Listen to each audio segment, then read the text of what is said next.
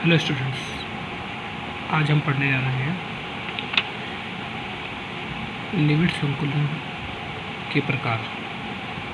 निविड़ संकुलन जिसे इंग्लिश में बोलते हैं आप क्लोज पैकिंग, इसके बारे में जानकारी मैं कल दे चुका हूँ आपको। इसके जानकारी आपके प्रीवियस वीडियो में मिल चुकी है। आगे हम इनके प्रकारों के बारे में पढ़ेंगे। इनके प्राय 3 प्रकार होते हैं। एक बीमीय निविड़ संकुलन, द्विबीमीय निविड़ संकुलन तथा त्रिबीमीय निविड़ संकुलन। एक बीमीय निविड़ संकुलन क्या हुआ? एक बीमीय निविड़ संकुलन को हम बोलते हैं इंग्लिश में वन डायमेंशनल क्लोज पैकिंग। क्या बोलते हैं?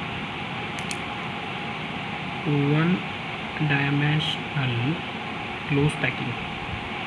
इसे बोलते हैं आपका टू डायमेंशनल क्लोज पैकिंग। फिर इसको बोलते हैं आपका 3 डायमेंशनल क्लोज पैकिंग। ठीक है, अब देखिएगा इसमें पहले एक बीमीय निविड़ संकुलन को। अब एक बीमीय निविड़ संकुलन को हम आगे पढ़ेंगे, तो हमने सबसे पहले ये देखेंगे बीमा क्या होती है।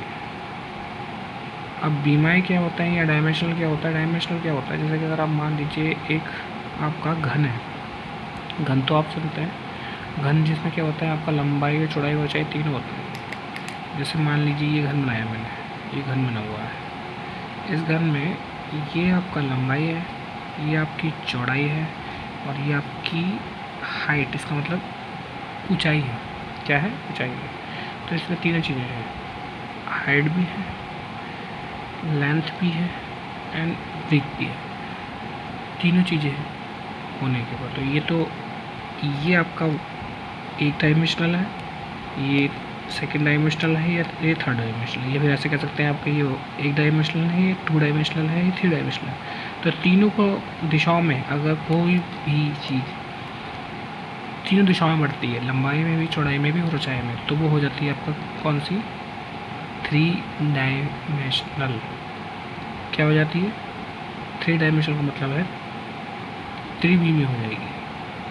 अब सिंपल सी बात है, अगर निविड़ संकुलन हम पढ़ रहे हैं, कौन सा? एक बीमीय से निविड़ संकुलन पढ़ रहे हैं, तो वो केवल क्या होगा?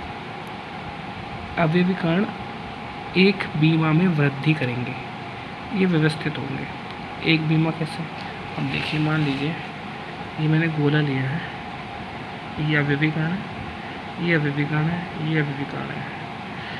इन अवयवीकरणों को मैं जोड़ता जा रहा हूँ गोलों को आपस में, और जोड़ के मैं एक ही लाइन से बढ़ा रहा हूँ। एक लाइन से का मतलब क्या?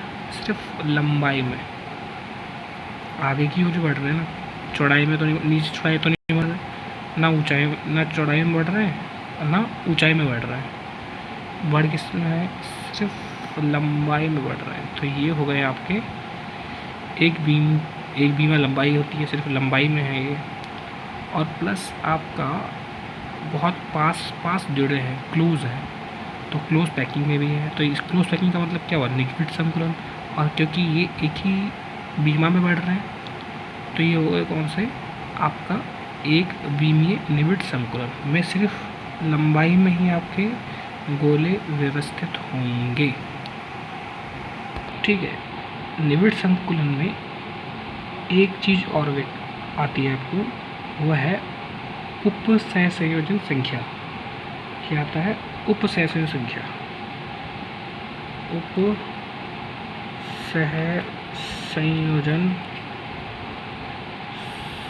संख्या, इसको इंग्लिश में कोऑर्डिनेशन नंबर भी बोलते हैं। उपसहसंयोजन संख्या से क्या आशय है भाई? उपसहसंयोजन संख्या से आशय यह है कि कोई एक गोला, मान लीजिए एक अवयवीकरण है, जितने अवयवीकरणों से जुड़ा हो या निकटवर्ती कितने अवयवीकरणों से जुड़ा हो, वो उसकी उपसहसंयोजन संख्या कहलाती है। जैसे मान लीजिए ये गोला है, ये गोला है ना, ये वाला, इस गोले को मार्क कर लिया मैंने। अब इस गोले के आसपास एक ये और एक ये, दो गोलों से सम्मिलित है। तो इसकी उप संख्या कितनी हो गई? इसकी उप संख्या हो गई 2। कितनी हो गई? इसकी उप संख्या हो गई 2। तो हम अवशेष संख्या को कैसे परिभाषित कर सकते हैं? किसी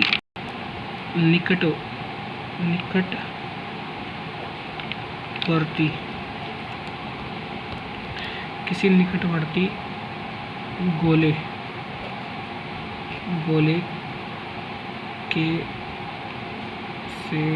गोले के पास जुड़े गोलों की संख्या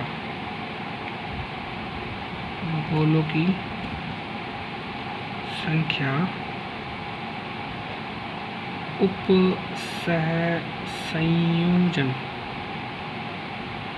संख्या कहलाती है। क्या कहलाती है?